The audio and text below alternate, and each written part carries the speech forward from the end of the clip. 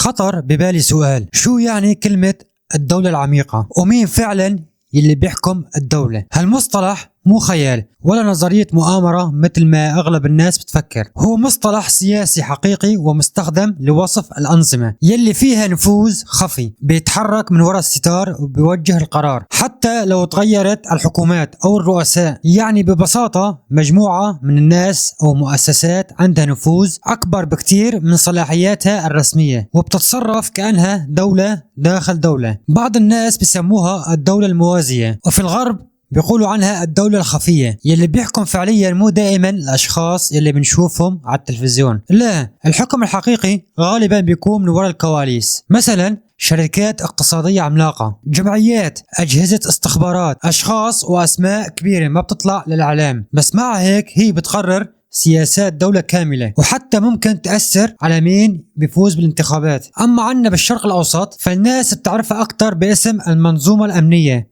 أو النظام الظل، شبكة ماسكة مفاصل الدولة من أمن لإعلام لاقتصاد. الإعلام الرسمي يحبون يستخدمون كلمة الطف، يسموهن مراكز القوة، بس المعنى واحد، ناس عندها نفوذ ضخم أكبر بكتير من أي منصب رسمي. وفي دول متقدمة بيكون شكلها مختلف، بتكون الدولة البيروقراطية، بيروقراطيين كبار قاعدين بنفس المناصب من سنين طويلة ما بتغيروا. هالناس بتقرر بكل الملفات الحساسة حتى لو تغيرت فوقهم 10 حكومات. يعني كل هالتسميات بتصب بفكرة واحدة، نظام ظل موجود داخل أي دولة قادر يمرر قرارات ويمنع قرارات بدون ما يطلع اسمه للعالم. فوقت نحكي عن الدولة العميقة نحن ما عم نحكي عن أشباح ولا خيال، عم نحكي عن شبكة مصالح كبيرة تعرف تماما كيف تمسك خيوط اللعبة. وانتو شو رأيكم؟ شاركوا رأيكم بالتعليقات.